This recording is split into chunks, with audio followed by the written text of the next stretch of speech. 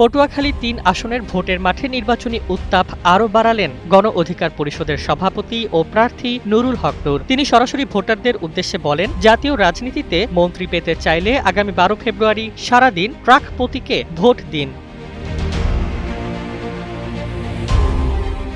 সোমবার সন্ধ্যায় গলাচিপা হাইস্কুল খেলার মাঠে আয়োজিত এক নির্বাচনী জনসভায় এসব কথা বলেন ভিপি নূর। তিনি বলেন, তারেক রহমানের নেতৃত্বে গঠিত জাতীয় সরকারে গলাচিপা ১০ মিনার প্রতিনিধিত্ব নিশ্চিত করতে হলে এই আসনে ট্রাক প্রতীকের বিকল্প নেই।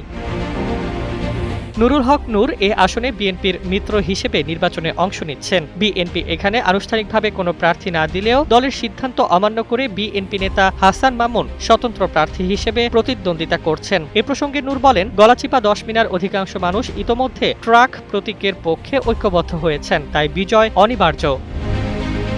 তিনি ভোটারদের উদ্দেশ্যে শান্তিপূর্ণ পরিবেশে ভোট দেওয়ার আহ্বান জানিয়ে বলেন, ১২ ফেব্রুয়ারি ভোট শেষে সবাই যেন শৃঙ্খলার সঙ্গে বিজয় মিছিল করেন। স্বতন্ত্র প্রার্থী হাসান মামুন ও তার অনুসারীদের উদ্দেশ্যেও বার্তা দেন নূর। তিনি বলেন, তারা যদি ১১ তারিখের মধ্যে ট্রাক প্রতীকের পক্ষে কাজ শুরু করেন, তবে ভবিষ্যতের প্রধানমন্ত্রী তারেক রহমানের কাছে তাদের বিএনপি থেকে বহিষ্কারাদেশ প্রত্যাহারের অনুরোধ জানানো হবে।